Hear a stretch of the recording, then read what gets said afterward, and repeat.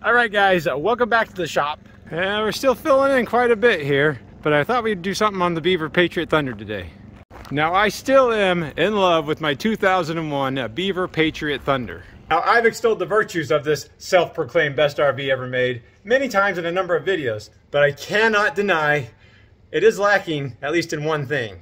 Because unfortunately, or fortunately, depending on how you determine my life, I work on a lot of really nice RVs.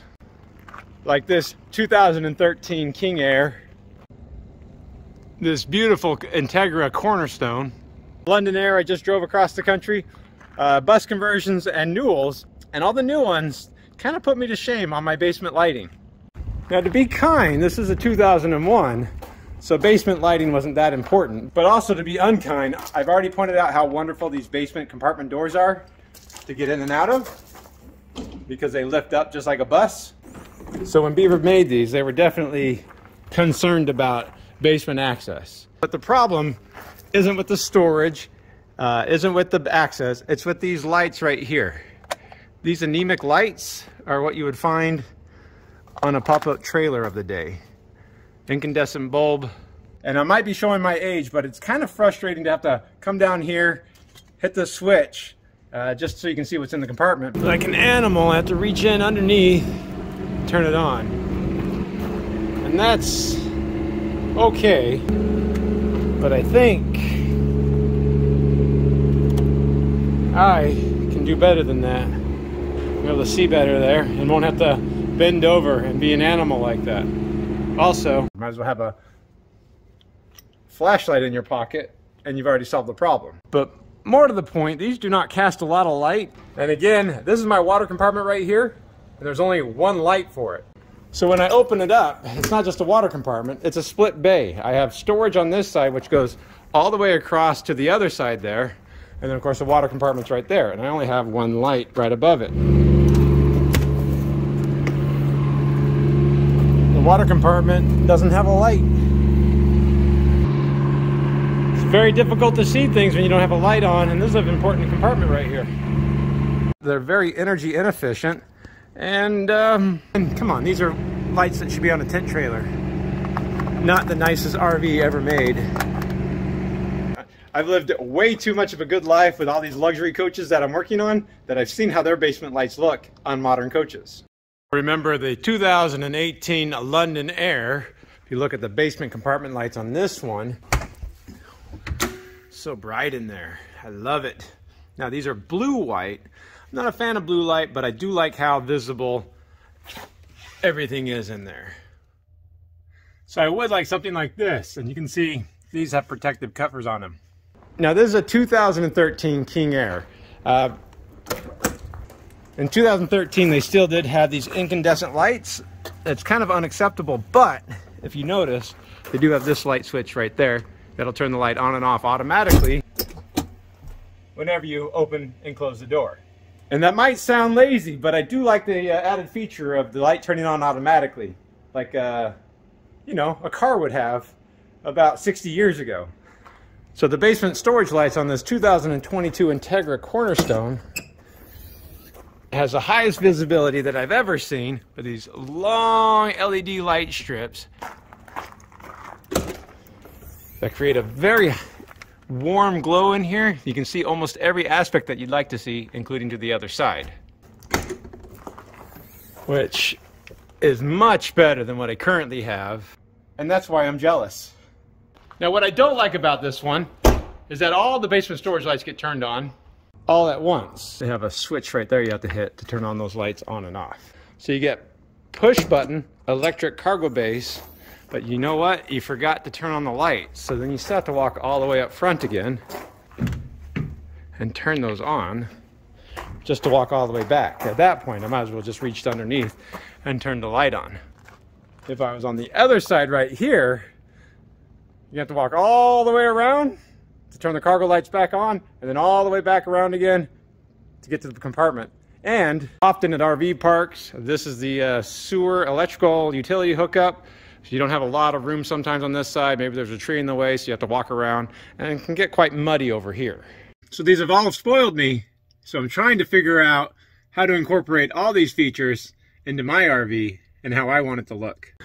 So even though I have the best RV ever made, there's always room for improvements. So this is what I'm gonna do, and I think it might help some other people too, if they want to upgrade their low-end travel trailer compartment lights, like a lot of manufacturers did and still do. So the want list on my basement storage lights is I want high visibility LED lights. I want the lights to turn on automatically when I open the door. I also want a very reliable system. More importantly, I don't want all the lights to turn on all at once, so I want to keep it simple. So this is what I put together. On some of these American coaches from Rev Group, they have very similar lights to this. It's a bar LED light. It already has a lens protector on it, and it just has these almost home style mounts to it, like you're hanging a shade. Just these little plastic brackets you screw up into the ceiling, and then it just snaps on right into place like so. So these should be really easy to install. There's no switches for it to break. It's got protection so I can't hit stuff with it when I'm dragging things in and out of the compartment. And these are really nice warm white. I like a yellow white light. Blue white light just drives me insane, so I do like the more yellow white light.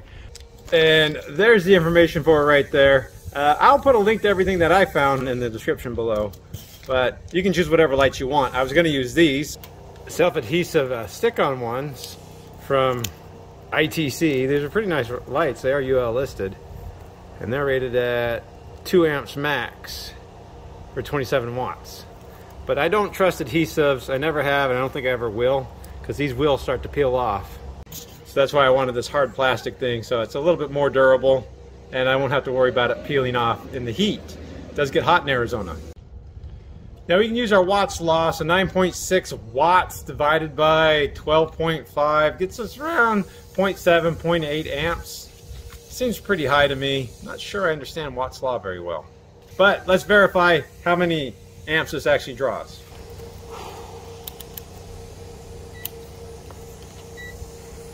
All right, so I got it set up right here with an analog to a 12-volt battery, which is of course just my cordless drill battery. If I hook up one lead to here, we're in voltage, direct current, and we're reading 12 volts there. So that's pretty good analog. It's a little low, should be about 12.5, 12.6.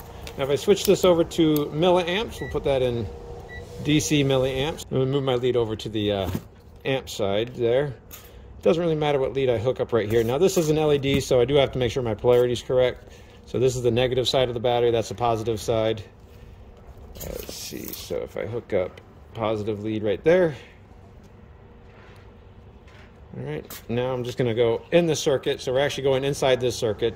I find amp clamps on small amperage ratings to be completely worthless. You'll wanna go inside the circuit for that, so we're going in series here.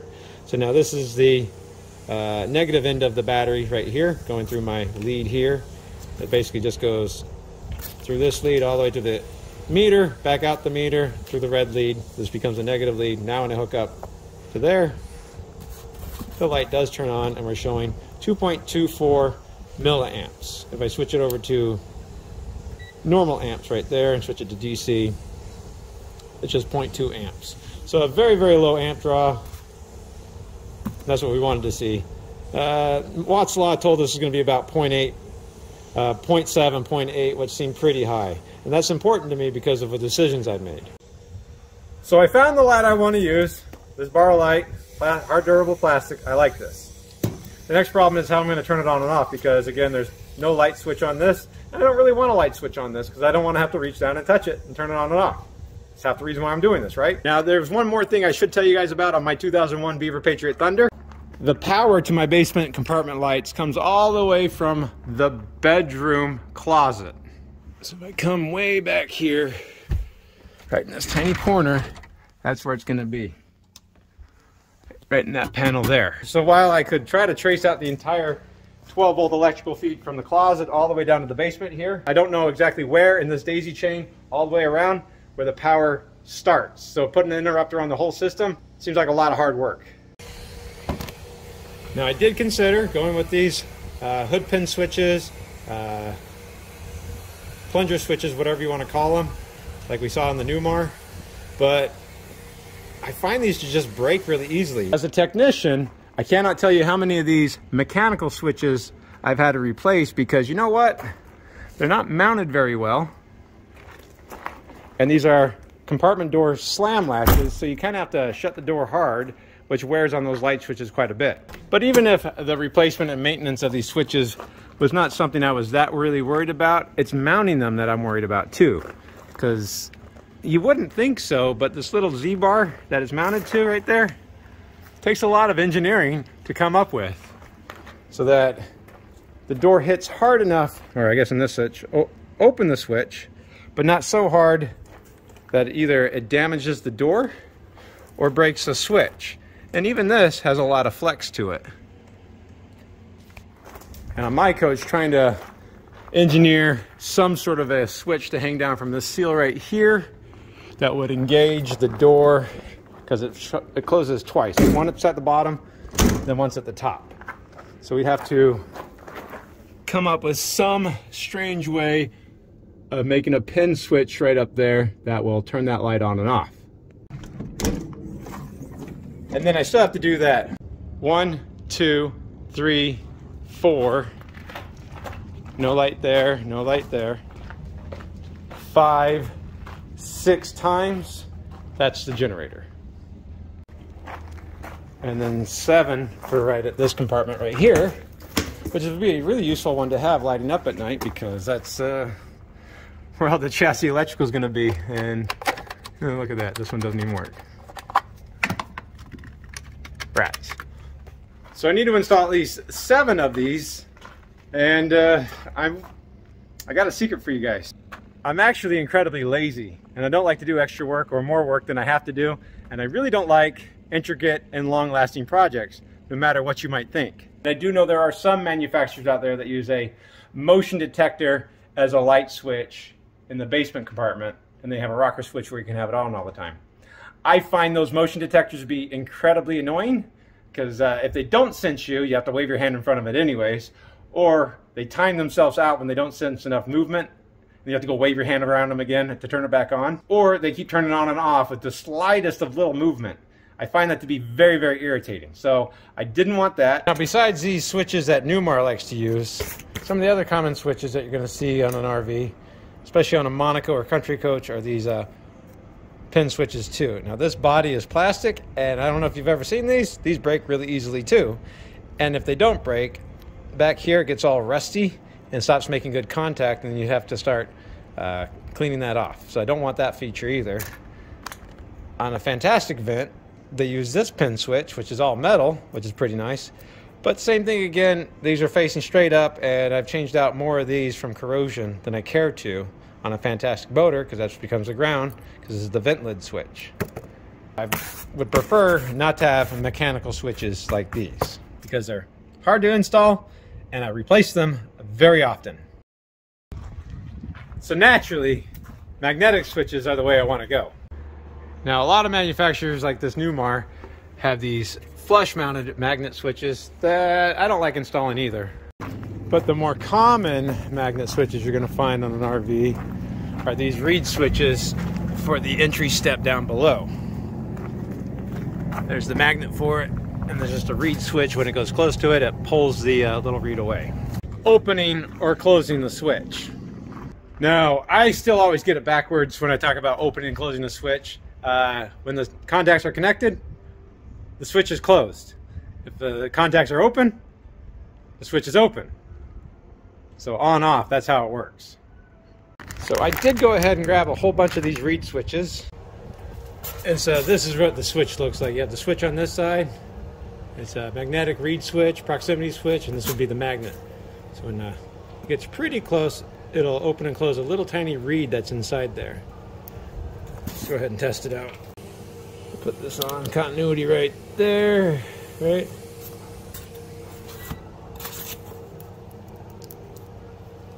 See? Alright, we have continuity.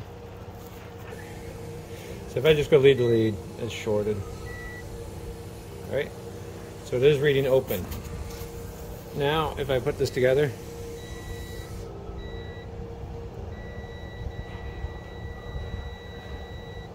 So we have a little bit of playroom here, about ½ an inch. It's kind of fun. You can do it from this side too, from in front, or from the back, or from the side. Now the downside to this is twofold. Near as I can tell, those switches are rated for about 0.3 amps, which we're dangerously close to with this light. We already did the math on that. Now I know these are just low wattage proximity switches. I could wire up a Bosch relay to use the switch, to use this relay to switch a higher amperage load, but come on. 0.2 is not a high amperage load requiring these, and I'm not going to put 7 relays on for each door, and I'm not going to try to wire up all 7 doors to one relay, because again, remember, I'm trying to be simple. Trying to find a place to mount this style switch on this door when it's closed. Remember, we only have, put this tape on there so I can show you. It's just double-sided foam tape. So putting the switch right up here.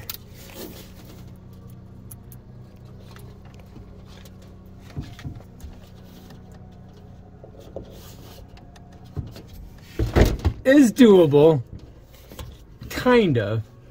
You'll see there's a lot of flex to these switches right there because they're offset, and that gap is pretty close to where we found out where the sensitivity is. Over time, it's not going to hold up. And although I doubt I'd ever hit the magnet side of this with anything putting it in and out, that's just being begged to be ripped off as I'm putting things in and out. I came up with a different magnetic switch. So this is what I came up with right here.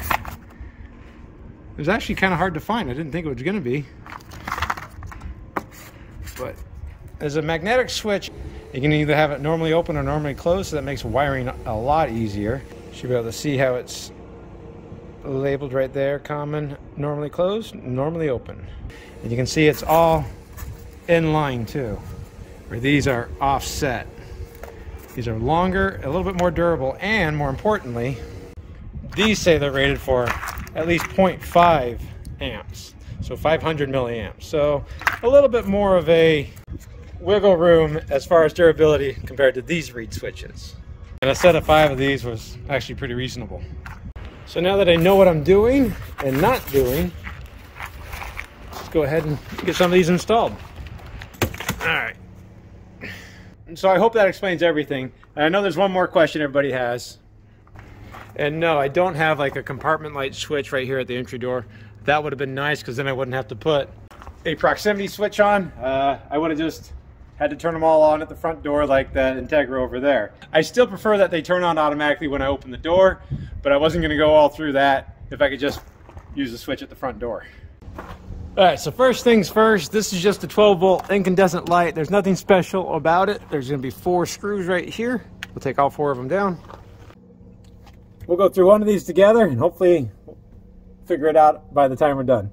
So just a number 2 Robertson square bit from my Canadian friends out there. Just all 4 of them. Now, I did turn the battery power off, so this is not hot, but this is a standard frame ground. So the outside of this is actually ground.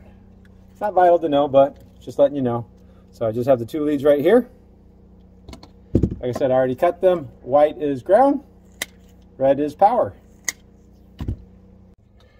Now on a fresh install like this, I can put this light wherever I want, but what I do want to do is almost put it as far back as I can, right about here. That way it's hidden by the frame of the door opening itself, and when you open the door, it's not exposed and blinding you. We don't want it shining in our face. We want it hidden and broadcasting light into the basement. So a lot of how I'm going to mount this is going to be dictated by the wires. I'm going to take this one out, or this P-clamp off, so I can have the wires out of the way. Don't forget, this light is going to be mounted off of 2 little brackets. And these are the brackets. Remember, I already showed you that. So all I really have to do is snap these in place where I want it to be. Right there. I put the light where I want it to be. I'm just get my marker that I always carry with me.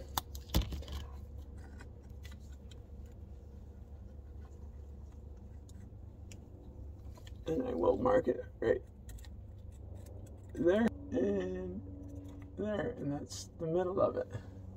Very simple. Now I have the marks right there. All I have to do is pry off these little clips right here. And believe it or not, this is FRP fiberglass material, fiberglass sheeting, and it's plywood behind it. So I can just use wood screws on it. And it's important because these are tiny little plastic holes. So I can't use a bigger screw because it'll just break it. Using a 1/16 drill bit, where we need to be. There. Number 2. And now with my pre-drill right there.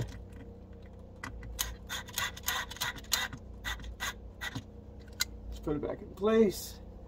Line everything up.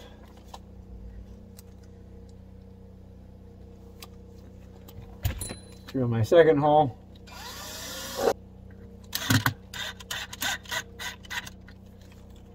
Believe it or not, we're going to do the same thing over here.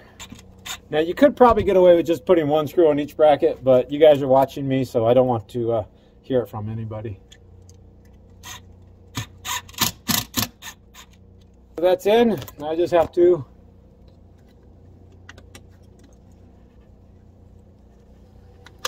snap it in place. That's how easy it was. So really, probably the hardest thing going to be is to put the switch in where I want it to be. And I can't really do that with the door in the open position easily. If you have 2 people, it's a lot easier. But if you're by yourself, it's not too difficult, especially if you can open up another compartment door to climb inside and get it from behind.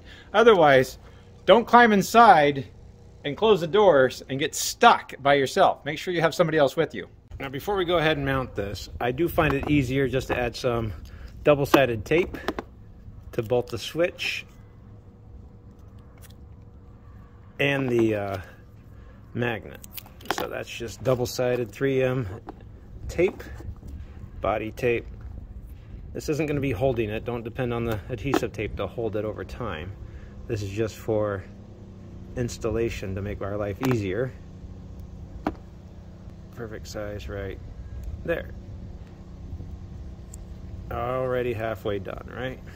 So now what we're going to do is put that inside. We're going to go ahead and close this door right here until it's all the way closed. And I'm going to have to climb in through this side right here. Luckily, I have a slider right here. I can get my folding chairs out of the way. Gotta have luxury camping chairs, right? And then the comfortable ones next to it. Look at me, I must be an RV owner, putting all the stuff in the way of the RV tech. But now I can go inside. Definitely don't want to get yourself locked inside here. Right here, and decide where to mount these. So I'll just go ahead and take the tape off of both of them. Remember, this is just temporary for a mock-up. Okay. For ease of installation, because this is going straight to that switch right there, I didn't want to have to stretch this wire all the way over there. So I'm just going to put the switch right there, and I can just drill in the pilot hole where it's going to go. Nice. The same thing right here.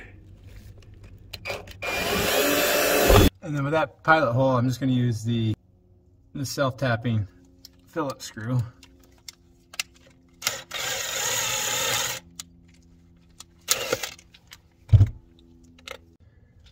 And then we'll just screw it in.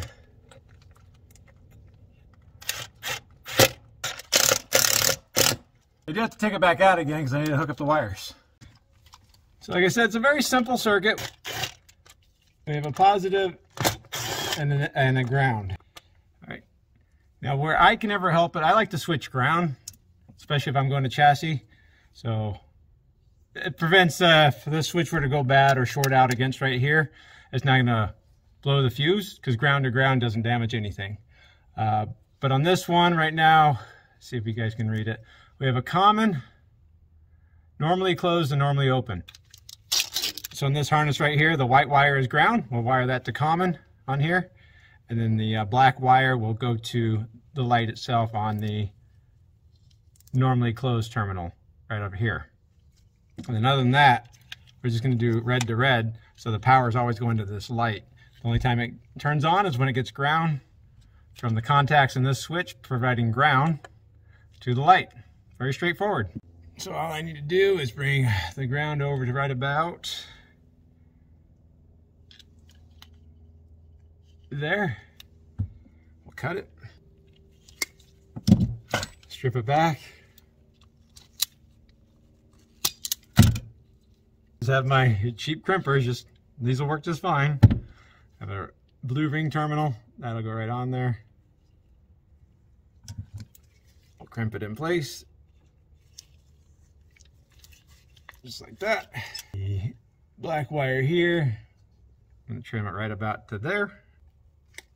Just have to put a ring terminal on this one, she'll strip it back. Put a ring terminal on it, crimp it down. And there we go.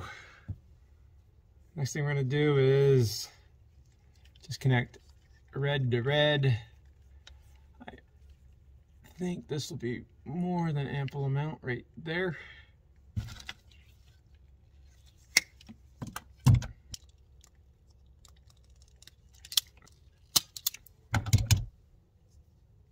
But connect it.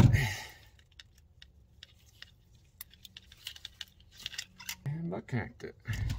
I could have gone with Wagos, but Wagos don't work very well. The lever action Wagos don't work too well on really tiny wires like this 22 gauge wire. Maybe it's 24 gauge wire. All right. So let me turn the power on. And so theoretically, I'm the switch. Hey, look at that. Lights on, lights off, lights on, lights off. That's what we're going to do with the magnet. All I have to do is get the switch right here. I'll wire it up real fast.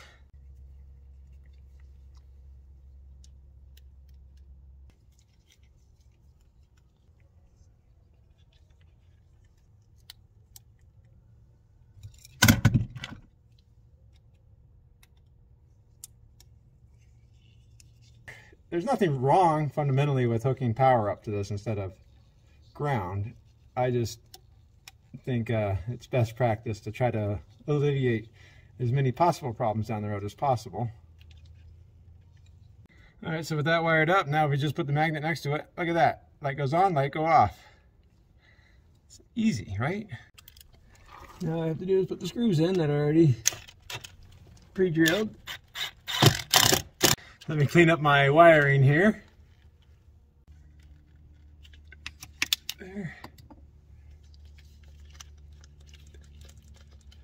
Gotta have it look good. It's, after all, the nicest RV ever made, right? Luckily, they already have some P-clamps for me.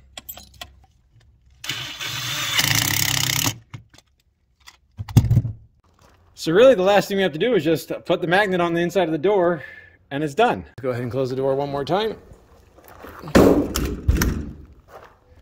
I come around to this side, man, look how much light is in there. That screw in where it's supposed to go.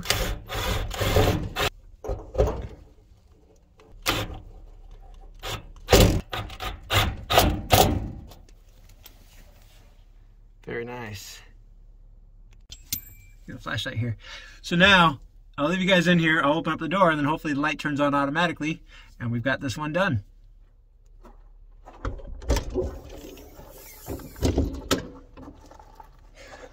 Did it work? Let's close it and see. It's like a refrigerator light.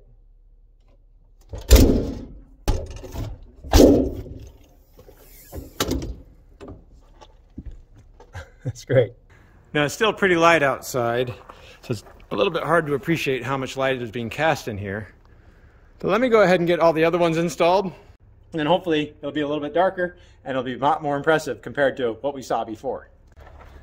And then I might have something of a fun surprise to show you at the end. All right, I think I'm done, and I think I waited long enough, so it's dark enough outside, so it looks really good. So if we just come along outside, I do have the porch light on, but it's just an orange light, so we just can see that orange glow there. I go to this bay, which of course we already did see. Look at that. Go to the next one right here. Ooh. Dang, that looks good. We go to the next one here. Dang, that looks good too. And if we go to the other side, this might be my favorite side because that water compartment, if you guys remember, only had one light on it. And now I have 2 lights on it, and look at all that light you can see everywhere.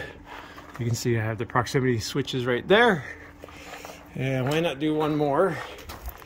That is on the slide out.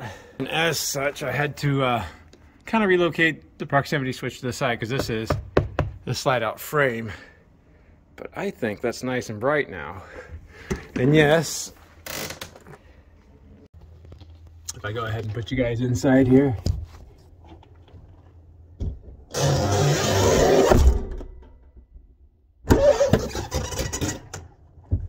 Did it turn off? Of course it did. I wouldn't let you guys guess on that one. I can even see it from the side. Oh, it turned off. So I'm really pleased with the way this turned out.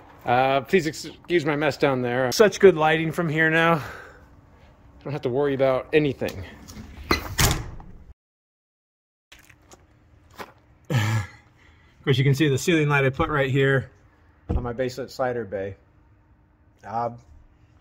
The proximity switch is located right there. Everything's been working really well. If you remember correctly, I didn't want one door to turn on all the lights because I wanted to be lazy and not have to rewire everything to one relay, but also because even though I like that water compartment light a lot better now, I think my favorite feature is right behind here in the 3rd bay. So 1, 2, 3 bay right here. I had already installed an outside TV where I had told you I probably would. And of course below there I have a sound bar, and because I had the room, I went ahead and installed a Blu-ray DVD player right there. When I did my first video on this RV, I pointed out that right behind there is the service access to the holding tanks, and possibly it'd be a good location for a basement TV. And I think it is a very good location for a basement TV, sound bar, and Blu-ray player. So I have the sound bar off the ground right there. This is just a no-name sound bar that I was using for computer speakers. I kept it up so if there was ever a leak, it's not basking in water. And then also, I can still put stuff underneath it if I needed to. And there is even a subwoofer that I mounted right there in the basement too. And the Blu-ray player is just strapped on right here. Now, as far as most of you guys know, It was gone. It was like magic. there's no such thing as magic. Sorry, I gotta be careful not to get a copyright strike with that.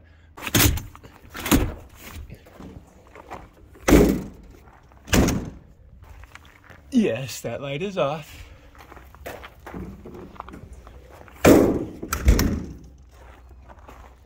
But having that compartment light on when you're trying to watch TV is going to cause a lot of glare. Very difficult to watch TV like that. So I was inspired by marathon coaches that usually have a basement TV and compartment lights that turn on when you open the door, but they do make an override switch for the proximity switch. And I'm really pleased with the switch that I was able to find because it's a period perfect Beaver rocker switch plate. So now I can turn that off. So now to watch TV, there is no glare. With that door open, it's up out of the way, and it's a perfect viewing height too. On a lot of new coaches, the TV is on the sidewall about that height, which is not great viewing angle when you're sitting down or standing up. It does create a lot of glare, and because this is recessed back into the cabinet right here, it does reduce a lot of the glare that you might get from sunlight. It was pretty much wasted space anyways. You can still pull out those screws, pull this entire cover off if you needed to. The sound bars just keep is kept from coming off with these two little stoppers. The whole thing lifts up pretty easily. So I'm really pleased with the way this turned out. We took unusable space, turned it into pretty usable space. I found a little shelf, I think at the home store, that will hold my remotes just fine. And there we go. Overall, guys, that's still my favorite thing because I found that switch with my friend Chad. You may barely be able to make out at the top that I just marked out with a marker. It says TV lift. That was removed from a Beaver that had a TV lift, and they didn't need it anymore because they went with a different style switch. So I was able to salvage that Beaver, period perfect Beaver switch plate. That's my favorite thing so far. And yes, I know it is ironic that I ended up putting a rocker switch in where I didn't want to put a rocker switch, but I did know what I was trying to do, and I wanted those lights to turn on automatically. You can see that one over there still off. And that's just such an unbelievable lighted basement now. But I'm gonna go ahead and close this all up.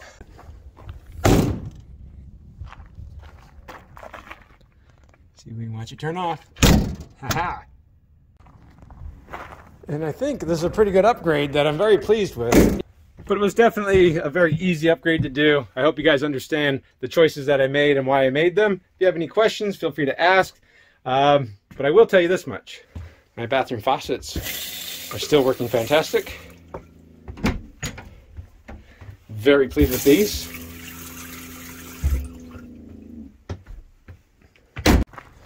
And yes, without any hesitation, you can see the light streaming out of my storage pot here. I've been having these lights on all day. The Mango Power E that I've been using, we're only down 91%. And I wasn't just doing the lights, I was charging the batteries too. And when I came in here today, it was at 78% because I had this one being charged with the solar panels, and I just barely got this one plugged back in.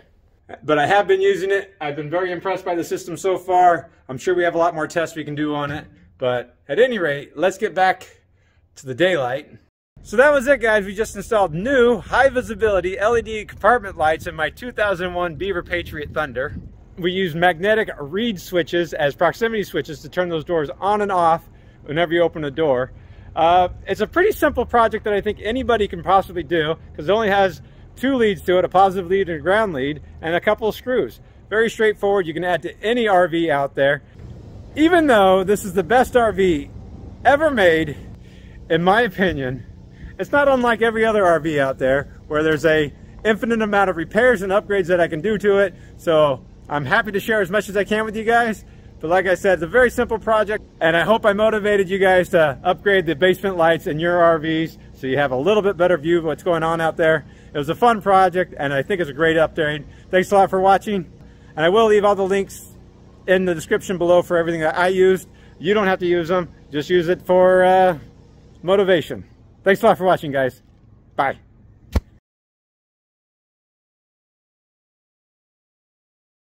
Now I've extolled the virtues of my motor. Now, but I cannot help but deny. But I can't help but be. But I cannot help but. Now, just for fun, we can try this flexible one and see what we got. All right, positive lead. Okay, stay in there. All right.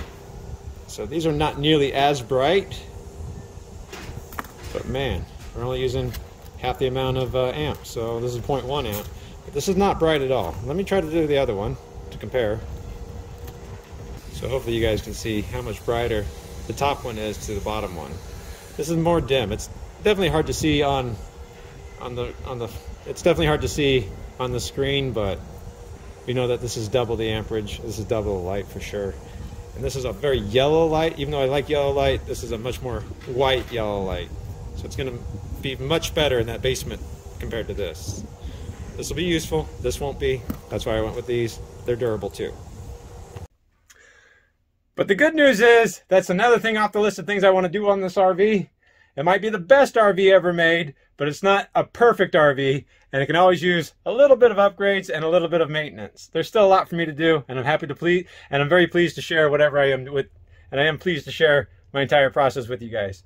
But thanks a lot for watching, and hopefully, and I don't know where you'll find me next, but hopefully it's exciting. Bye. It's hidden by the frame. That way it's hidden by...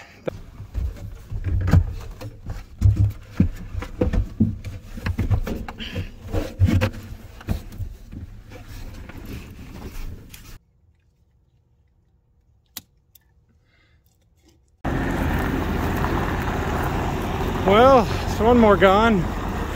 Got a long trip to Florida with that one. I'm sure we'll see it again some other time in our life. Or even online, I'm sure. Good luck, guys.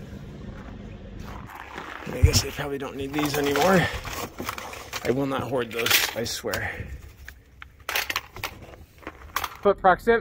We put in magnetic proximity switch. Fuck, James. I'm still happy to do a lot. I'm still happy to, there's still a lot of